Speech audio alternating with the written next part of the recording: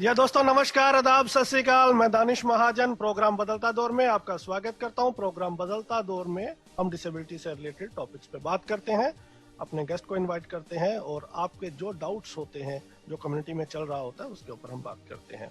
तो आज के जो हमारे गेस्ट हैं, मुरलीधरन जी, जो NPRD के सेक्रेटरी हैं, national platform for the rights of disabled. आज हम उनसे बात करेंगे। हमारे जो आज के शो के दो टॉपिक हैं, जैसा कि आप लोगों ने मुझे बार बार फोन करके कहा था कि आप इस टॉपिक पे हमें क्लैरिटी दीजिए। एक, जो university of disabled studies and rehabilitation sciences को गवर्नमेंट असम में एस्टेब्लिश करने जा रही है, जिसके ऊपर तमाम लोगों ने विरोध किया कि ये सेग्रीगेटेड यूनिवर्सिटी क्यों, उसके ऊपर हम बात करेंगे कि ऐसा क्यों नहीं होना चाहिए, क्यों NPRD और तमाम जो ऑर्गेनाइजेशंस है इसका प्रोटेस्ट कर रही हैं। और दूसरा, एक स्टोरी जो हमने कुछ दिन पहले की थी, जिसमें हमें सफलता मिली, जिसमें मुरलीधरन सर का एक अहम जो योगदान था, जो NIPBD के 2 चैप्टर को क्लोज किया जा रहा था सिकंदराबाद और कलकत्ता में, उसको गवर्नमेंट ने वापस ले लिया। लेकिन अब नेशनल इंस्टीट्यूट्स को मर्जर की ओर लेके जाया जा रहा है। तो उस पर बात करेंगे, ये मर्जर क्या होता है, इसके कॉन्सिक्वेंसेस क्या होने वाले हैं, क्यों हम इसको लेकर मांग कर रहे हैं।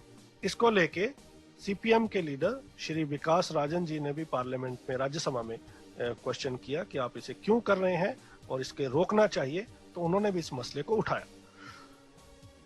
मुरली सर, बहुत बहुत स्वागत आपका। धन्यवाद दानिश। सभी श्रोताओं को भी मेरी तरफ से हार्दिक अभिनंदन और thank you very much for calling me, inviting me again on this show Danish. जी, आपके बिना सर काम ही नहीं चलता। चलिए, सबसे पहले सर हम बात करते हैं university of disability studies and rehabilitation sciences की, जो असम में एक डिस्ट्रिक्ट में एस्टेब्लिश किया जा रहा है। जैसे ही वो प्रपोजल आया, अभी बजट में उसके लिए कुछ पैसा भी एलोकेट किया है, तो उसके ऊपर तमाम ऑर्गेनाइजेशन प्रोटेस्ट कर रही हैं। आपने भी सबसे पहले प्रेस नोट दिया। तो ये कॉन्सेप्ट क्या है, पहले बताइए कि आप क्यों इसके विरोध में हैं। देखो, हम ये दरअसल बजट में दरअसल इस बार तो कम ही पैसा आवंटन किया उसके लिए। 2 साल 2 बजट पहले जो इसके लिए इससे ज्यादा पैसा का जो है एलोकेशन किया गया था। दरअसल ये प्रपोजल 2015 की बजट का proposal is actually not a new proposal.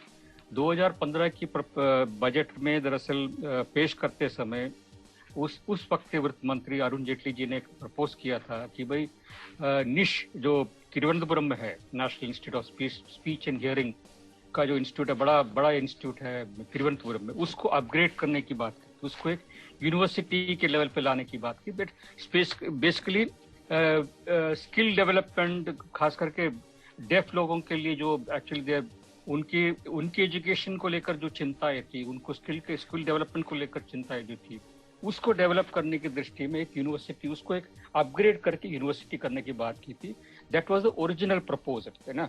This thing has come out of letter. उस प्रपोजल को जो है निश के साथियों ने मिलके, वहाँ के डायरेक्टर और बहुत सारे अलग अलग लोग भी जुड़े हुए थे, various international experts were involve in it. उसके बाद एक प्रपोजल उन्होंने तैयार करके बनाया। Department empowerment of person with disability जो विभाग है हमारा केंद्र स्तर पर, उस विभाग के सामने रखा। आखिर में प्रपोजल अप्रूव होकर प्राइम मिनिस्टर के पास गया, जो मेरी जानकारी है। I may be wrong also, if I am wrong please correct me. ये प्रपोजल बनने के बाद जो है उसको फिर 2-3 साल हो गए, मेरे 2 साल हो गए, उसके बाद इसके बारे में कोई बातचीत नहीं हुई। अचानक अभी जो इस प्रपोजल को दूसरी तरीके से रिवाइव किया, ये निश्चय अभी हटा दिया गया proposal. Nish is no longer going to be upgraded into a university, as was promised by Arun Jaitley in the Lok Sabha while presenting his budget 2-3 years back. Now, अभी proposal जो है एक rehabilitation, एक नया university लाने की बात कर रही है, what is called as a what is it called, University of Rehabilitation, वो studies की बात कर रही है। But this is actually what we have been saying. ये तो हम ये नहीं मानते हैं कि भाई डिसेबिलिटी स्टडीज के लिए एक अलग सी यूनिवर्सिटी होने की जरूरत है। हम ये मानते हैं, और RPD एक्ट में भी कहा है, आप सबको जानकारी है, कि भाई disability studies should be a component of curriculum at all levels, है ना। वो स्कूल का करिकुलम होना चाहिए, पाठ्यक्रम होना चाहिए, कॉलेजेस में उसका पाठ्यक्रम होना चाहिए, MBBS में, अभी भी MBBS में पाठ्यक्रम का हिस्सा नहीं, MBBS में पाठ्यक्रम का हिस्सा होना चाहिए। मेडिसिन में तमाम जगह, नर्सिंग में उसका पाठ्यक्रम का हिस्सा होना चाहिए। हर जगह डिसेबिलिटी को एक करिकुलम का हिस्सा बनाने की बात जो है आरपीडी एक्ट में मैंडेटरी है, मैंडेटेड है। दूसरा उस पर पुलिस फोर्स को, जुडिशरी को, सबको है। बट ये एक स्पेशल यूनिवर्सिटी बनाने की बात करें disability studies, actually wrong concept. Disability studies अभी देखिए बहुत सारे यूनिवर्सिटी में ऑलरेडी डिसेबिलिटी स्टडीज को लेकर ब्रांचेस हैं। There are actually centres for disability studies. NALSAR में है, बहुत सारे यूनिवर्सिटीज है। I am not naming all those universities. NALSAR में, इग्नू में है, महात्मा गांधी यूनिवर्सिटी केरला में, गुवाहाटी यूनिवर्सिटी में। इसके अलावा एक और स्पेशल और भी एक यूनिवर्सिटी है, doctor Shakuntala Mishra rehabilitation university या लखनऊ, ये भी है, एक आपको जानकारी है। और एक यूनिवर्सिटी मध्य प्रदेश में भी बना था, उसका नाम मैं अभी आई एम नॉट, एक बाबा जी ने बनाया था, उनका मुझे नाम अभी याद नहीं आ रहा है। So there are already existing places where disability is taught in as part of university curriculum. उसके लिए एक स्पेशल करने की जरूरत, this is one thing. Second thing is rehabilitation और डिसेबिलिटी दोनों अलग अलग चीजें हैं। डिसेबिलिटी स्टडीज एक एकेडमिक ये चीज है, whereas rehability is not an academic exercise, है ना। रिहैबिलिटेशन एक अलग चीज है, जिस डिसेबल लोगों को रिहैबिलिटेशन की जरूरत पड़ती है, बहुत बड़े पैमाने, बहुत सारे लोगों को जरूरत पड़ती है। Rehabilitation is subject different science. Disability studies is not a science, it is an academic this thing which has to be pursued separately. दोनों को मिक्स करना एक अपने आप में एक गलत चीज है। और दूसरा है कि डिसेबिलिटी स्टडीज जहाँ जहाँ होती है उसको और तमाम जगह स्प्रेड करने की जरूरत है। The third thing that much more important thing is, ये चीजें जो है अभी this university is going to be self sustaining. Self sustaining का मतलब है जो भी लोग वहाँ पढ़ने के लिए जाएंगे अपने जेब से पैसा निकाल के जो है पढ़ने जाएंगे। आसाम के कामरूप जिले में बनाए, मुझे कामरूप में बनाया या और कहीं भी बनाया, मुझे उससे कोई प्रॉब्लम नहीं है। कामरूप अच्छी बात है, बैकवर्ड नॉर्थ ईस्ट में तो वहाँ अगर बनाते तो अच्छी बात है, it should be that area for that particular region. But वहाँ ये जो होगा ये सेल्फ सस्टेनिंग होगा। जो बच्चा वहाँ पढ़ने जाएगा, रिहैबिलिटेशन स्टडी वहाँ करेगा, वो जो निकल के आएगा वो बाहर तो उसी किस्म का नौकरी ढूंढेगा। He won't be in service के मोटो उसका रहेगा नहीं, वो तो पैसा कमाने के हिसाब से जाएगा और जहाँ भी जाएगा उस किस्म का सर्विस प्रोवाइड करेगा विच इज फॉर हिम। वो जो पैसा जो उसने इन्वेस्ट किया उस पैसे को वापस लेने के लिए जो कुछ भी करेगा उस किस्म का एक ये दिस एक्चुअली एक न्यू एजुकेशन पॉलिसी के फ्रेमवर्क में सेट होता है, जहाँ सब कुछ चीजें जो है everything has to be paid for, education has to be paid for. और इसमें से बहुत सारे लोग जो जाना चाहते हैं इन तमाम चीजों में वो वंचित रह जाएंगे। These are one or two things that I would like to talk about initially. Sir मेरे 3 सवाल हैं। एक, अगर एक यूनिवर्सिटी खुल रही है, अगर ठीक है, एक हमारी डिमांड है कि ये हर जगह पे मैंडेट करना चाहिए कि स्टडी सेंटर होने चाहिए, जैसे आपने बताया तमाम यूनिवर्सिटीज में है। अगर वो हम उसको भी बढ़ावा देते हैं कि जिन यूनिवर्सिटीज में अभी नहीं है वहां भी वो डिसेबिलिटी करिकुलम को लागू करें, और साथ ही साथ अगर ये खोल देते हैं तो इसमें नुकसान क्या है, नंबर 1। दूसरा सवाल, जब हम कहते हैं कि राइट बेस्ड अप्रोच, तो अगर ये पेड कोर्सेज हैं और उसी तरह से उनको फैसिलिटीज मिलेंगी, स्टडी का लेवल अच्छा होगा, जो भी आदमी पढ़ता है वो कमाने के लिए पढ़ता है बाद में, तो अगर वहां भी इसको अप्लाई किया जा रहा है तो उसमें हर्ज क्या? अगर हम चैरिटी मॉडल से राइट बेस्ड की और अप्रोच कर रहे हैं तो ये तो हमारी मांग है, फिर इस यूनिवर्सिटी में जब ऐसा हो रहा है फिर विरोध क्यों? ये 2 सवाल। एक तो मैं बिल्कुल इससे एग्री करता हूँ कि डिसेबिलिटी स्टडीज जैसे आप भी कह रहे हैं कि इट शुड बी एक्चुअली ज़्यादा इसको इनकरेज करना चाहिए, तमाम यूनिवर्सिटी में करना चाहिए इसको। एक देखो, आर्ट्स के लिए कोई बेसिकली अंग्रेजी सीखने के लिए कोई यूनिवर्सिटी नहीं बनाई जाती है, हिंदी सीखने के लिए कोई यूनिवर्सिटी बनाई नहीं जाती है, या साइंस के लिए कोई यूनिवर्सिटी नहीं किसी भी किस्म का, बॉटनी सीखने के लिए कोई यूनिवर्सिटी बनाई नहीं जाती है। यानी अलग अलग चीज़ों के लिए अलग अलग यूनिवर्सिटी बनाना कोई ज़रूरी नहीं है। यूनिवर्सिटी का कॉन्सेप्ट अलग है, उस दायरे में चीज़ें पढ़ानी जरूरत है। डिसेबिलिटी जैसे आप भी कह रहे हो और मैं भी कह रहा हूँ कि पाठ्यक्रम का हिस्सा होना चाहिए सब जगह। It should be there as component of all university. सभी यूनिवर्सिटीज में अगर डिसेबिलिटी स्टडीज होगा, सेंटर्स होंगे, तो किसी को एक एक्सक्लूसिव जगह में जाने की जरूरत नहीं पड़ेगी. This actually militates against the concept of inclusiveness. ये भी एक भी आप समझ रहे, सेग्रीगेटेड लर्निंग के सेंटर्स बन जाएंगे. एक नंबर 2, आप दूसरे जो बात कर रहे थे कि ये पेमेंट वाली क्यों नहीं बात, हम we are oppose to any sort of education which has to be paid for. Education should be a right हर एक के लिए. जो नीचे के वर्ग से इकोनॉमिकली डिप्राइव्ड सेक्शन से आते हो, दोस्तों कैन अफोर्ड पेमेंट करना चाहते हैं तो पे करा, में कोई दिक्कत है. But education as a right it has to be free for all to all levels of education. वो हमारे डायरेक्टिव प्रिंसिपल्स में भी बहुत सारी चीजें कही गई है इसके बारे में. It should B actually A right. अब एजुकेशन किसी भी स्तर पर पेमेंट करके होना रहे, कमाए बाद में, that's a different. Everybody needs education for a job, that's a different thing. But जो पैसा दे के इस भयानक रूप से पैसा करके जो बच्चा पढ़ के आएगा, और जो फ्री, नॉट एक्चुअली फ्री मतलब एज ए राइट करके वो पढ़ के आएगा, दोनों में अलग अलग चीजें होती हैं. इस attitude to service also changes है ना. कॉन्सेप्ट बदलता है, उसको दुनिया देखने का कॉन्सेप्ट बदल जाता है. नुकसान क्या है अगर यूनिवर्सिटी खुलती है, इसका नुकसान क्या है? नुकसान मैं करूँ, ये चीजें भी, नुकसान ये है कि एक सेग्रीगेटेड लर्निंग आप बना रही है. इंक्लूसिव जो होना चाहिए सभी जगह, वो इंक्लूसिवनेस आप कर नहीं रहे. आप कानून में भी इंक्लूसिव की बात करिए, आप सेग्रीगेटेड लर्निंग कर रहे हैं. अलग अलग सेंटर्स ऑफ एक्सेलेंस बना रहे हैं. You are creating a separate island for some small section of people. हमारे देश में हर जगह स्कूल हैं, राइट? गांव में भी है, शहर में भी है. हाँ जी. लेकिन बावजूद इसके हमारे स्पेशल स्कूल्स हैं. तो हम ये तो नहीं कह सकते कि स्पेशल स्कूल बंद कर दो, क्योंकि लॉ में लिखा है कि सबको इंक्लूसिव करना है. बहुत सारे लोग आज भी अवेयर नहीं है. बहुत सारे जो मेन स्ट्रीम स्कूल है आज भी बच्चों को एडमिशन नहीं देते, डिस्क्रिमिनेट करते हैं. तो दोनों की अपनी अपनी इम्पोर्टेंस है. नहीं दानिश, देर से मतलब स्पेशल स्कूल की एक अपनी जगह है. स्पेशल स्कूल और ये स्कूल में कोई कंपैरिजन नहीं. There is no comparison. In special school एक अपने अलग दायित्व निर्वहन करती है. अब ये तो कहना अलग बात होगा कि भाई इंक्लूसिवनेस कितना हद तक हो जाएगा दूसरे स्कूल में अगर दाखिल किया जाए, whether all needs will be met or not. But we won't advocate कि भाई ये यूनिवर्सिटी के कॉन्सेप्ट अलग है, स्पेशल स्कूल्स का कॉन्सेप्ट अलग है.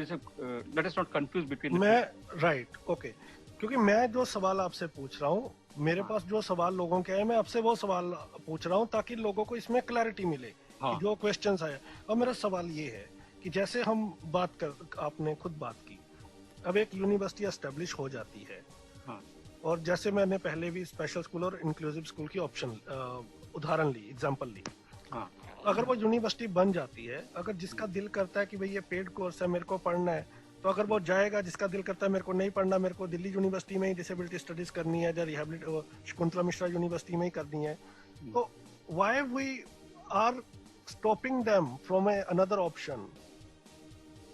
Private sector can always create universities. अभी अशोका यूनिवर्सिटी बन रही है, बहुत सारी यूनिवर्सिटीज प्राइवेट सेक्टर में बन रहे हैं. हम थोड़े ना विरोध करने जा रहे हैं उसको. सरकार को इसमें, सरकार अगर बनाती है, ये मेरी बजट से जा रहा है पैसा, इनिशियल इन्वेस्टमेंट जो है बजट से जाएगा. सरकार को इसमें दखलंदाजी देने की जरूरत नहीं. There is a proposal to set up university by private sector, it is welcome. करने दो उसको, हमें कोई दिक्कत नहीं पढ़ने. मगर सरकार को इतनी बड़ी इन्वेस्टमेंट इसके रूप में करने की जरूरत नहीं. राइट. तो अब आप जो कह रहे हैं कि अगर कोई सेग्रीगेटेड यूनिवर्सिटी बनाता है, चाहे कोई फर्म बनाती है, कोई प्राइवेट एंटिटी बनाती है, तो आपको कोई प्रॉब्लम नहीं है? नहीं, हमें प्रॉब्लम उससे भी है. We are against segregated learning. पहले मैं कह चुका, we are against segregated learning. ये तो खाली आप कह रहे हैं कोई पढ़ने जाता है तो हमें क्या दिक्कत है, मैं तो खाली उसी का जवाब दे रहा हूँ. Not, we are against segregated learning. हम इंक्लूसिवनेस के ही तरफदारी करते हैं. और हम ये नहीं मानते कि भाई एक अलग तरीके से यूनिवर्सिटी केवल डिसेबिलिटी स्टडीज के लिए बनना चाहिए. इसकी हम हिमायत कभी नहीं करते. राइट. तो इसके ऊपर आपने मिनिस्ट्री को लिखा है, काफी ऑर्गेनाइजेशंस ने लिखा है. हाँ जी. तो did you get any response from them till now? We have not got any response unfortunately. कोई रिस्पांस मिला नहीं हमको अभी तक. Fight will continue. बिल्कुल कंटिन्यू. राइट, बिल्कुल. तो ये समझने की बात है दोस्तों, जो इन्होंने बारीकियां बताई है कि हमें समझना चाहिए कि इसके लॉन्ग टर्म कॉन्सिक्वेंसेस क्या हो सकते हैं. अब आते हैं सर दूसरी बात पे. इंस्टीट्यूट्स का जो मर्जर है, अगर मेरा कोई क्वेश्चन रह गया होगा तो मैं फिर बाद में लौट के आएंगे, पहले इसको कवर करते हैं। कोई बात नेशनल इंस्टीट्यूट्स का जो मर्जर है, पहले जब वो चैप्टर क्लोज कर रहे थे तो हम भी आपके साथ थे, विरोध किया, और मर्जर में भी हम आपके साथ हैं। पहले तो हम समझना चाहते हैं कि कितने इंस्टीट्यूट्स का मर्जर हो रहा है और ये मर्जर क्यों हो रहा है आपके हिसाब से, और ये मर्जर होता क्या है? देखो दानिश, सबसे पहले तो ये प्रपोजल जो है ना ही हमारे मिनिस्ट्री सोशल जस्टिस मिनिस्ट्री की तरफ से आया है, ना ही डिपार्टमेंट ऑफ पर्सन डिसेबिलिटी, हमारा डिपार्टमेंट जो है जो डिसेबिलिटी कॉन्फ्रेंस देगा अफेयर्स को देखता है, उस डिपार्टमेंट की तरफ से नहीं गया है। ये ओरिजिनल प्रपोजल है दरअसल department of expenditure ministry of finance, उनकी तरफ से गया है। और ये फाइनेंस मिनिस्ट्री ने एक डिपार्टमेंट ने कमेटी सेटअप की थी 2014 में, 2014 एक्चुअली, 6 साल पहले की बात। 6 साल पहले एक बिमल जलान जो फॉर्मर गवर्नर है RBI, reserve bank of India governor थे, उनकी अध्यक्षता में जो है एक कमेटी सेटअप की थी। और उस कमेटी का ऑब्जेक्टिव था, व्हाट इट वाज, मैंडेट था कि भाई किस तरह से सरकारी खर्चे को जो रैशनलाइज किया जाए। रैशनलाइज किया मतलब खर्चा कम किया जाए, बेसिकली कहते हैं, उस साधारण शब्दों में कहे तो खर्चा कम किया जाए। और नीति आयोग के साथ भी, नीति आयोग ने भी एक कमेटी सेटअप की थी 2017 में, जिसकी अध्यक्षता रतन पी वट्टल नाम के श्रीमान थे, उन्होंने की थी।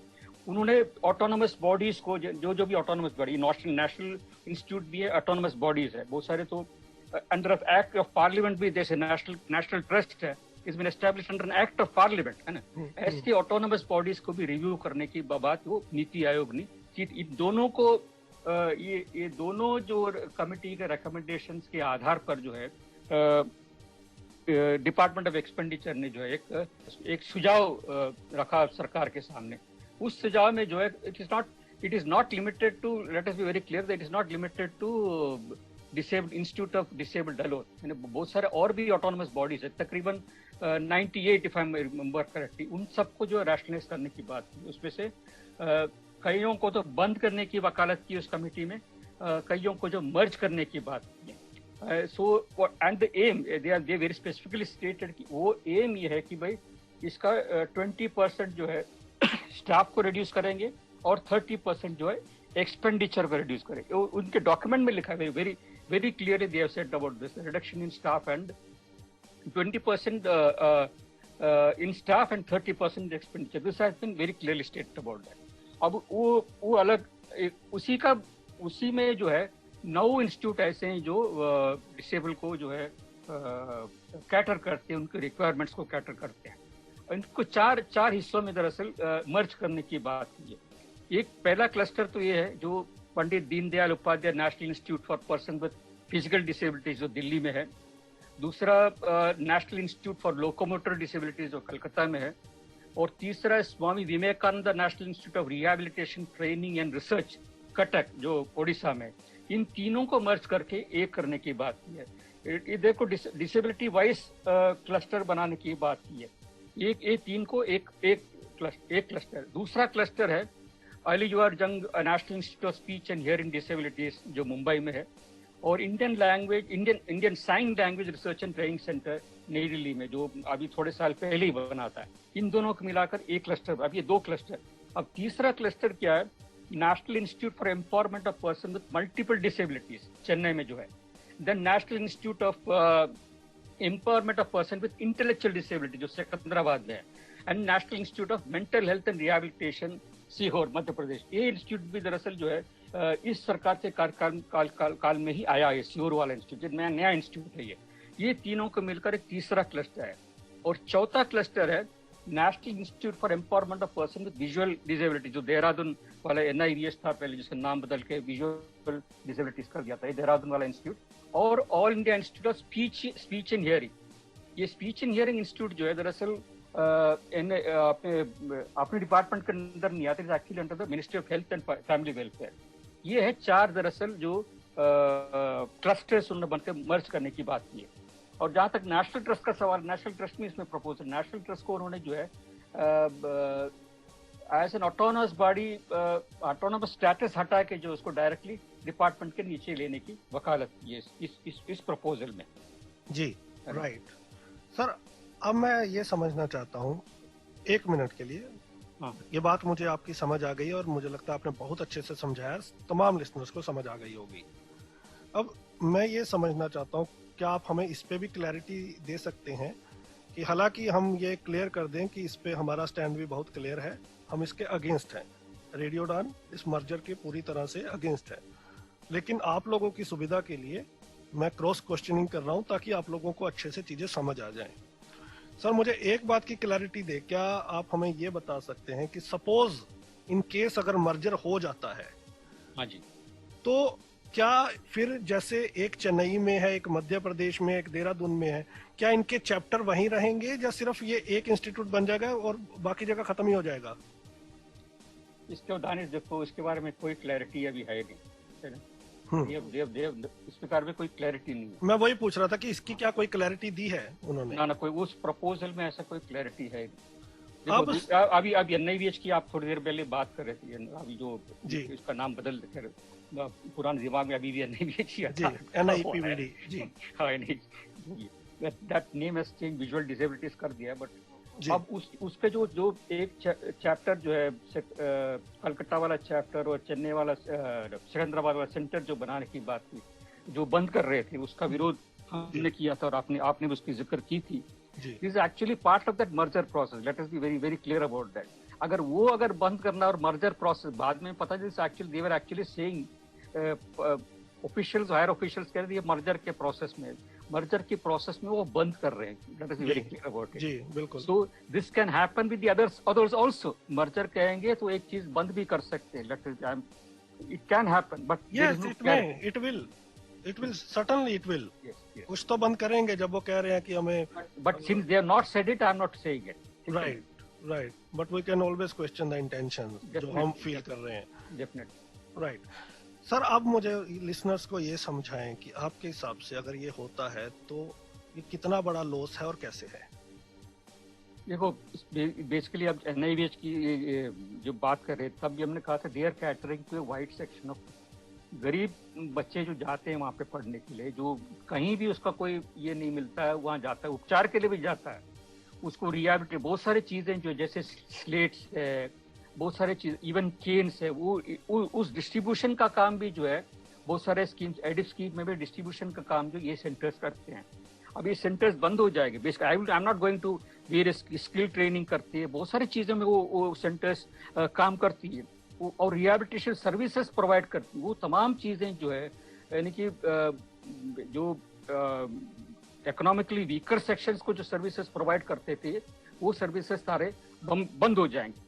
एक तो हमें बात करने की जरूरत, what we need to also, ये एक दो सेंटर्स को छोड़ के ये स्पीच एंड लैंग्वेज नहीं, ISL साइन लैंग्वेज इंस्टीट्यूट जो बनाया और सीहोर वाला इंस्टीट्यूट जो बनाया, ये दो छोड़ के बाकी तमाम जो इंस्टीट्यूट्स है वो बहुत सदियों से चल रहे हैं। They have been running since decades, not सदियों से, कई दशकों से बने हुए इंस्टीट्यूट्स हैं। अब ये आज के बने बहुत से नए कुछ समय में जो नए इंस्टीट्यूट्स बने नहीं है, एक्चुअली इनके ऊपर बहुत लोड है। Actually they have actually loaded, उनके फंडिंग कम, और they have been neglected this institute. Actually उनको स्ट्रेंथन करने की जरूरत है, डिसेंट्रलाइज करने की जरूरत है actually, specially in a background in which the number of disabilities that have been recognized actually increased threefold. पहले 7 किस्म के डिसेबिलिटीज थे, आज 21 किस्म के डिसेबिलिटीज है।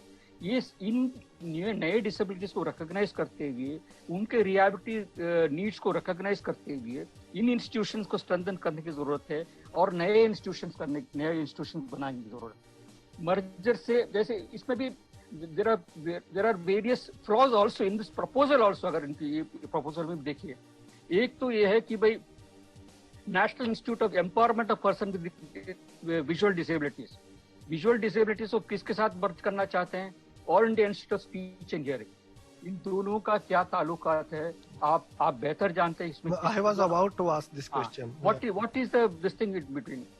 एक दूसरा आप देखिए कि मल्टीपल डिसेबिलिटीज का जो है इंटेलेक्चुअल डिसेबिलिटीज के साथ मर्ज करना चाहते हैं और institute of mental health and rehabilitation के साथ जुड़ना चाहते हैं।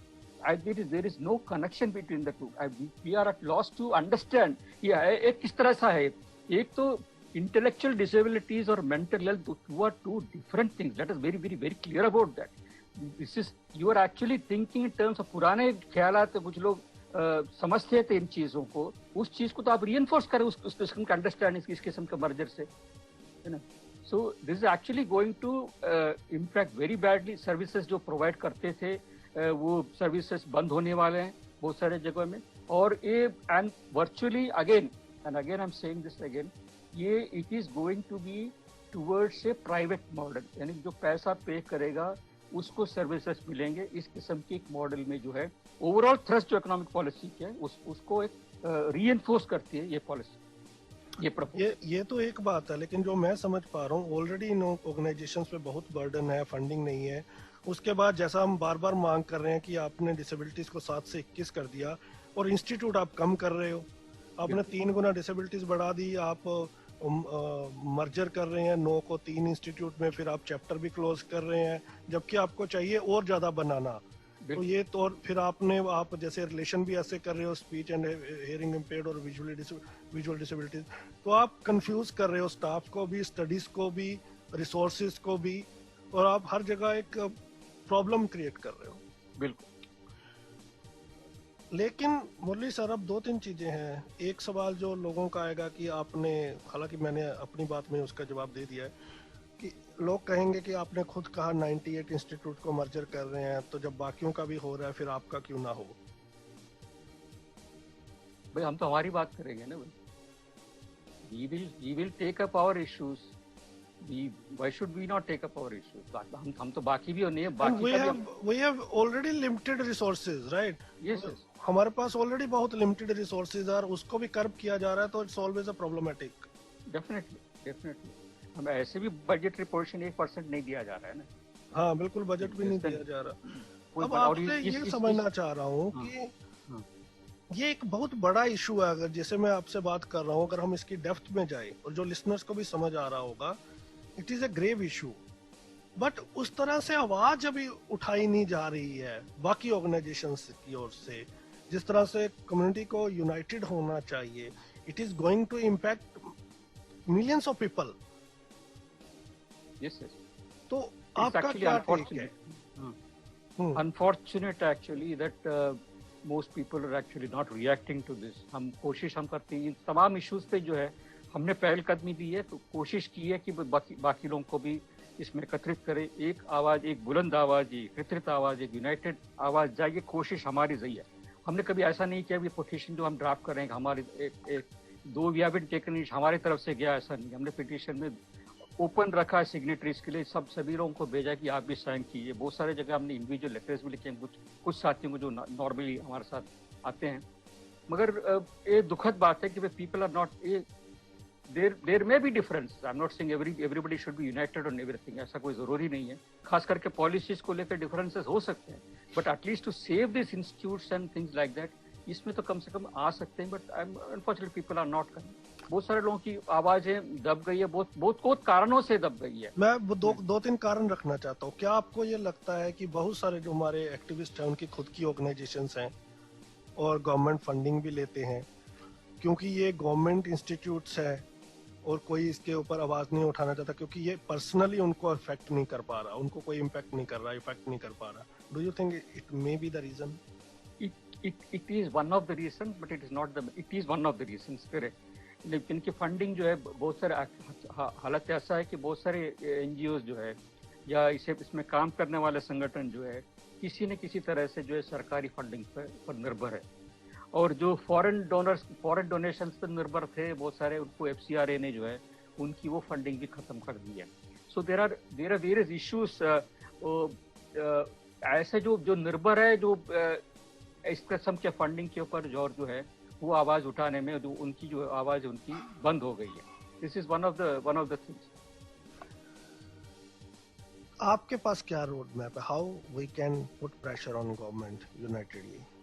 देखो, एजिटेशन, स्ट्रगल के सिवा और कोई विकल्प नहीं है। हमें जो भी अभी तक हासिल हुआ, इतिहास गवाह इस बात का कि जो भी हमें हासिल हुआ अधिकार के रूप में, वो लड़के लिए हमने। किसी ने जो है हमें चैरिटी में नहीं दी है। Nobody has given rights as charity. All rights have to be fought for and gained for. उसी तरह से जो भी आप 19 2016 का कानून को भी देख लीजिए। ये कानून भले यूएनसीआरपीडी बना, मगर एक एक तबक्के की, एक एक क्लॉज के लिए, एक एक आर्टिकल के लिए, जिसमें जो है सेक्शन के लिए जो हमने लड़ना पड़ा बहुत सारे चीजों के ऊपर, और उसमें डेफिनेशन में चेंज करवाना पड़ा। There has to be, all rights have to be fought for it, nothing is gain. I'm not talking about liberation of the country, etc., but all these rights that we are enjoying today are all rights as part of a movement and a struggle that others have fought for us and achieved for us. अभी उस rights को protect करने की बात है। मैं अभी तो ये नहीं है कि उसको राइट को आगे ले जाने की बात नहीं, अभी जो गेन्स ऑलरेडी है हमारे पास, उसको डिफेंड करने की बात करें। उस डिफेंस में जब तक लोग एकत्रित होकर साथ में लड़ने की ये नहीं करेंगे, तब तक consciousness has to be rate of the people. NIVH में जो मुद्दे पर जो हम लोग साथ में आए थे, तो उसको जो हम उसको ये कर पाए। अब इस मुद्दे पर हम we are going to launch a struggle, हमने डिटरमिन किया है। वी हैव एक्चुअली सभी इंस्टीट्यूट्स के लोगों से हम बात कर रहे हैं, यानी कि people in the area, those for services जिसको मिल रहा है, और हमारे ऑर्गेनाइजेशन जहाँ भी है। And we are going to launch next week से, हमने जो है रोड मैप बनाएंगे, इसके ऊपर एक स्ट्रगल लॉन्च करेंगे, डेमोन्स्ट्रेशंस करेंगे, डेपुटेशंस देंगे, ये सब करेंगे। मिनिस्टर को तो हमने पहले लिख दिया, पिटिशन किया है हमने, but now we will start mobilising this thing and we are approaching MPs also. आपने देखा होगा, आपने भी जिक्र की थी, CPM MP विकास रंजन भट्टाचार्य ने जो इसको कल 0 आवर में जो राज्यसभा में रेस किया था इस इंस्टीट्यूट को लेकर, और चेयरमैन वेंकैया नायडू साहब ने मंत्री जो भी कहा कि इस चीज के ऊपर ध्यान देने के लिए कहा है।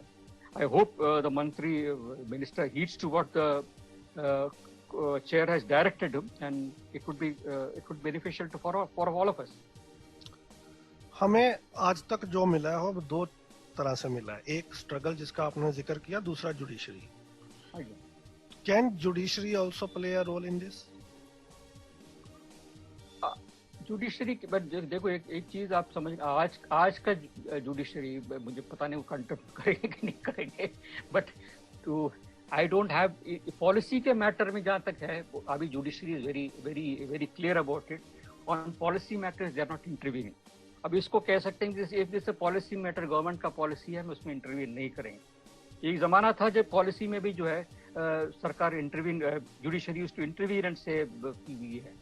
अभी I would be actually digressing, अब इसमें कहा होगा कि फार्म लॉज के ऊपर जो है, I am not going to deep into it, farm laws के ऊपर भी जो है कोर्ट के पास मुद्दा था वेदर दिस इज कॉन्स्टिट्यूशनल और नॉट अनकॉन्स्टिट्यूशनल, इतना ही मुद्दा था। But court has set up a committee to go into it, it has not gone to what was the challenge before it, है ना। तो इसी तरह जो इसको भी अगर कहेंगे तो कोर्ट क्या रवैया लेगी इसके ऊपर, पता नहीं। I am very not too hopeful of it, मेरी व्यक्तिगत राय है ये। बिल्कुल। तो आपको लगता है ऑप्शन हो भी सकती है, नहीं भी हो सकती, nothing can be said? Nothing can be said. Until or unless we approach. अब सर मैं लास्ट में आपसे ये जानना चाहता हूँ कि आपने कहा कि रोड मैप बन रहा है, you are going to launch protest. तो किस तरह का, क्या दिल्ली में जहाँ स्टेट वाइज आप प्रोटेस्ट हो रहा है, और कैसे लोग आपके साथ जुड़ सकते हैं? ये स्टेट वाइज ही प्रोटेस्ट होगा। सबसे पहले तो वील बी एक्चुअली कलकत्ता में अगले हफ्ते एक बड़ा डेमोन्स्ट्रेशन हम प्लान कर रहे हैं। उसके बाद सिकंदराबाद में, चेन्नई में, जहाँ भी इंस्टीट्यूट्स है, बड़े इंस्टीट्यूट्स है, उस इंस्टीट्यूट्स के सामने बड़े बड़े प्रोटेस्ट प्लान करेंगे।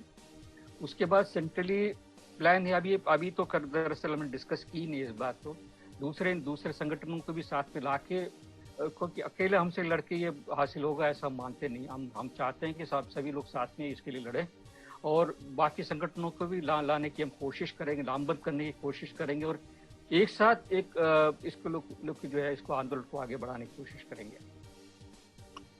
आपके ज्यादातर प्रोटेस्ट आजकल साउथ इंडिया में ही होते हैं, नॉर्थ इंडिया में बेस कम हो रहा है?